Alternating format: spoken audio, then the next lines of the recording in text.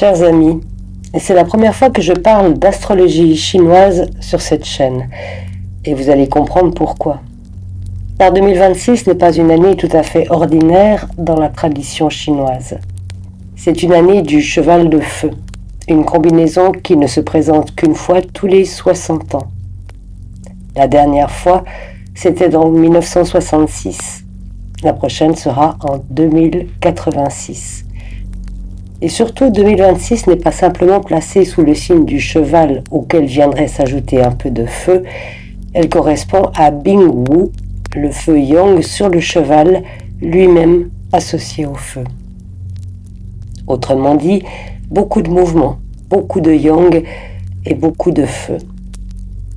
Or, lorsque j'ai commencé à regarder ce que la tradition chinoise disait de cette configuration, quelque chose m'a frappé.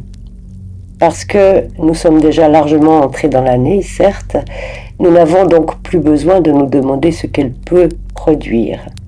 Nous pouvons regarder ce qu'elle a déjà produit. Cette impression que tout va trop vite, les événements qui se précipitent, les réactions immédiates, les tensions qui s'enflamment, les emballements collectifs, la difficulté à rester centré, cette sensation parfois que le monde entier fonctionne avec le pied appuyé sur l'accélérateur. Et puis, il y a la chaleur elle-même, les canicules, les incendies, ce feu qui, cette année, n'est décidément pas seulement symbolique. Cela ressemble beaucoup à ce que les anciens Chinois décrivaient lorsqu'un yang puissant et un feu excessif ne sont plus suffisamment contenus. Mais ce qui m'intéresse aujourd'hui n'est pas de vous annoncer que nous allons tous finir carbonisés avant Noël. Ce qui m'intéresse est beaucoup plus utile. Comment traverse-t-on une année de feu sans être consumé par elle ? Car la tradition chinoise ne décrit jamais une énergie uniquement pour la subir. Elle cherche toujours à comprendre comment retrouver l'équilibre.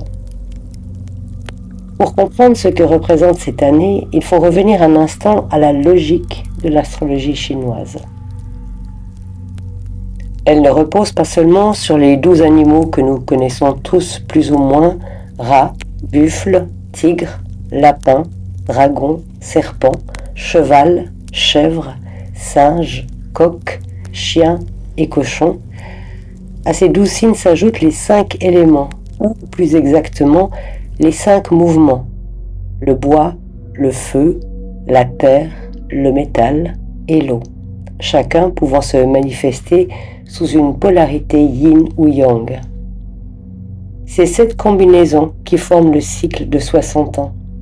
Et 2026 correspond à Bingwu, le cheval de feu. Or, le cheval appartient déjà lui-même au feu. Nous sommes donc dans une année où cette énergie est particulièrement insistante. Mais attention, dire cela ne signifie pas que le feu serait mauvais. Dans la pensée chinoise traditionnelle, aucun des 5 mouvements n'est bon ou mauvais en soi. Tout dépend de leur équilibre. Une eau insuffisante ne nourrit plus. Une eau excessive inonde. Un feu insuffisant n'éclaire ni ne réchauffe. Un feu excessif consume. Et c'est cette notion d'excès qui va nous intéresser. Car le feu possède des qualités magnifiques. Il apporte la chaleur, la lumière, l'enthousiasme, la joie, la capacité de communiquer, de se relier, de rayonner. C'est aussi une énergie d'expansion. Quelque chose veut sortir, se manifester, être vu. Le feu ne reste pas tranquillement enfermé dans une boîte. Et lorsqu'il est associé au cheval, cette dynamique prend encore davantage de vitesse. Le cheval bouge, il avance, il explore, il supporte mal l'immobilité et les entraves. Imaginez donc un cheval lancé au galop sous un soleil de plein été. Cette image donne déjà une assez bonne idée de l'énergie symbolique de 2026. Le problème n'est pas qu'il avance. Le problème commence lorsqu'il ne sait plus où il va. Car nous pouvons très facilement confondre mouvement et évolution. Ce n'est pas parce que beaucoup de choses changent qu'elles progressent. Ce n'est pas parce que nous allons vite que nous allons dans la bonne direction. Et ce n'est pas parce que nous faisons beaucoup de choses que nous faisons ce qui est réellement important.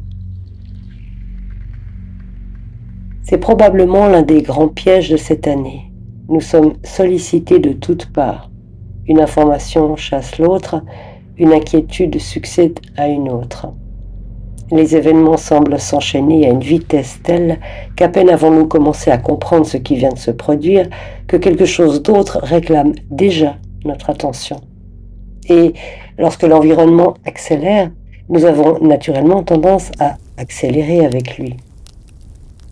Nous répondons plus vite, nous jugeons plus vite, nous décidons plus vite, nous nous inquiétons plus vite et parfois même nous nous enthousiasmons plus vite.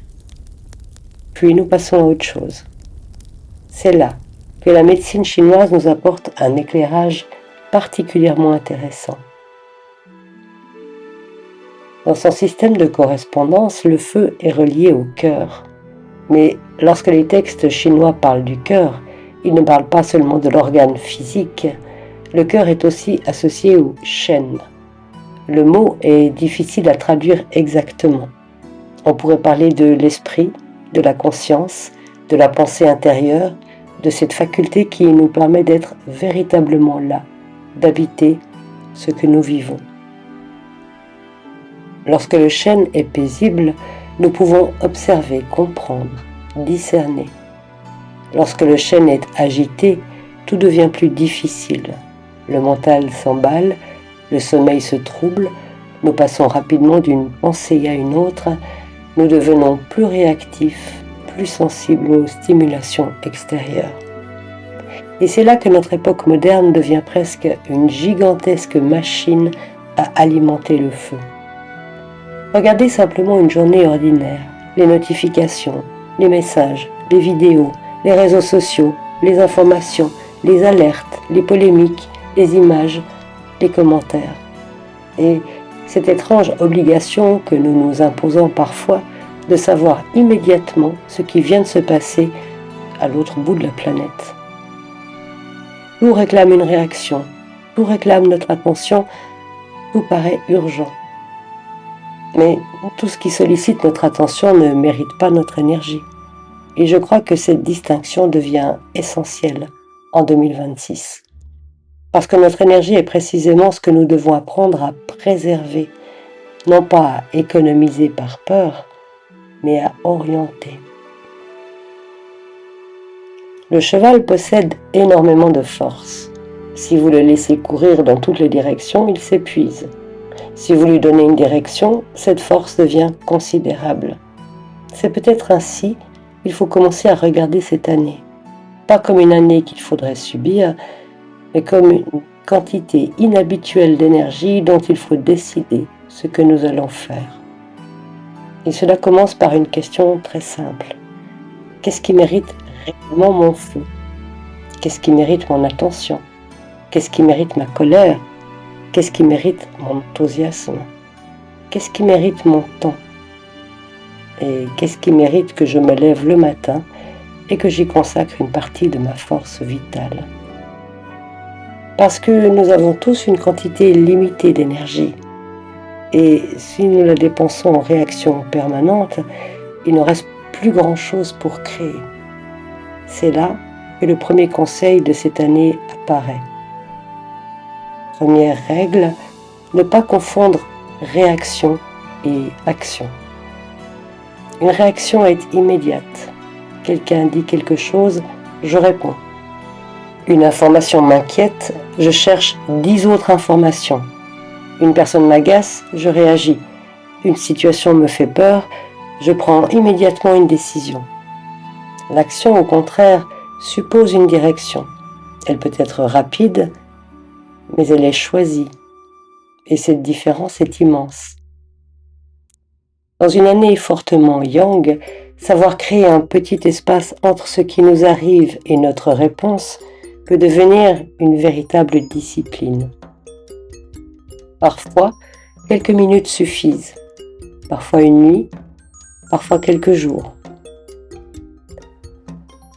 Lorsque quelque chose provoque immédiatement en nous de la colère, de la peur ou une immense excitation, considérons justement cette intensité comme une raison de ne pas décider tout de suite. Le feu monte vite. La sagesse consiste parfois simplement à attendre qu'il redescende suffisamment pour voir clair. Et cela nous amène naturellement à l'eau. Dans la théorie chinoise des 5 mouvements, l'eau contrôle le feu.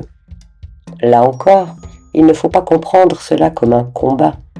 L'eau apporte ce qui manque au feu excessif. Elle ralentit, elle refroidit, elle descend, elle rassemble, elle invite à l'intériorité. Dans notre vie quotidienne, cette eau peut prendre des formes extrêmement simples.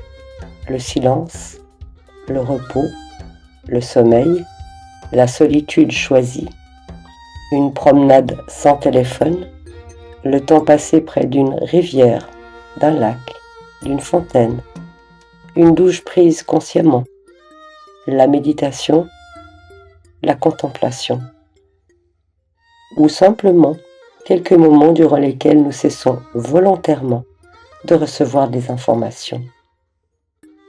Ce n'est pas spectaculaire, mais c'est précisément pour cette raison que cela peut devenir précieux. Parce que nous vivons dans une société qui valorise énormément le feu. Être visible, être rapide, être productif, être connecté, répondre, publier, réagir, faire davantage. L'eau, elle, nous rappelle que la vie possède également une direction inverse. Descendre, se retirer, écouter, attendre. Et il est peut-être temps de redécouvrir une chose toute simple, ne rien faire pendant un moment n'est pas forcément perdre son temps. Cela peut être ce qui nous permet de retrouver notre direction. Mais il existe une autre manière très intéressante d'équilibrer le feu. Dans le cycle des 5 mouvements, le feu engendre la terre. Autrement dit, lorsque le feu accomplit correctement son mouvement, il produit quelque chose de concret. Et ça, pour moi, est une clé magnifique de cette année. Si vous sentez beaucoup d'agitation, beaucoup d'idées, beaucoup d'envie, beaucoup de projets, ne cherchez pas nécessairement à supprimer cette énergie. Faites-la descendre dans la matière. Écrivez, construisez, réparez quelque chose, rangez, jardinez, cuisinez, créez, marchez, terminez ce que vous avez commencé, donnez une forme concrète à ce qui vous anime. Parce qu'une énergie qui reste uniquement dans la tête finit souvent par devenir agitation et par déborder. Alors qu'une énergie qui trouve une réalisation devient féconde. Le feu devient terre, l'inspiration devient œuvre, l'idée devient acte, le désir devient création. Et peut-être que le cheval de feu nous pose finalement cette question. Que vais-je faire de toute cette énergie ? Parce que nous pouvons la laisser être captée par tout ce qui se passe autour de nous, ou nous pouvons choisir de lui donner une direction. Il y a cependant un autre aspect du feu, dont on parle moins. Dans la médecine chinoise, l'émotion associée au feu est la joie. Cela semble plutôt rassurant. Mais la pensée chinoise est beaucoup plus subtile que l'idée selon laquelle certaines émotions seraient bonnes et d'autres mauvaises. Toutes les émotions ont leur fonction et toutes peuvent devenir déséquilibrantes lorsqu'elles deviennent excessives. Même la joie, ou plus exactement ce que nous pourrions appeler aujourd'hui l'excitation. Cette recherche permanente de quelque chose de nouveau, quelque chose qui nous stimule, qui nous enthousiasme, qui nous distrait, qui nous donne pendant quelques instants la sensation d'être intensément vivant. Puis il faut autre chose, encore et encore. Nous connaissons tous ce mécanisme. Nous prenons notre téléphone pour regarder une information et 20 minutes plus tard, nous avons regardé 15 choses qui ne nous intéressaient même pas. Pourquoi ? Parce que chaque nouveauté entretient une petite étincelle. Et une société fondée sur la captation de l'attention sait très bien entretenir ces étincelles. Le problème est qu'à force de vivre d'étincelle en étincelle, nous pouvons perdre le contact avec une joie beaucoup plus profonde. Une joie qui n'a pas besoin d'être constamment stimulée. C'est peut-être également cela, protéger le cœur.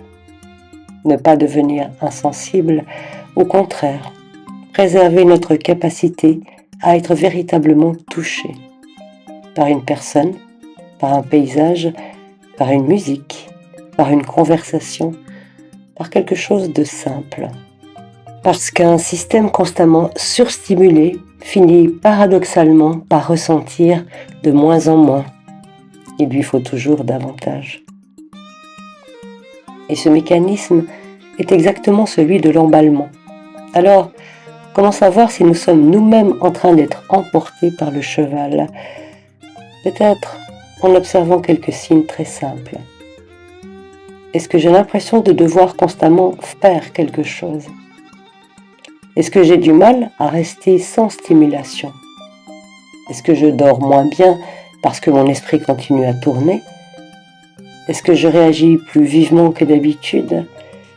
Est-ce que je commence énormément de choses sans les terminer ? Est-ce que je me sens régulièrement épuisée après des périodes d'excitation ou d'activité intense ? Est-ce que je passe davantage de temps à suivre ce qui arrive aux autres plutôt qu'à vivre ce qui arrive réellement dans ma propre vie ?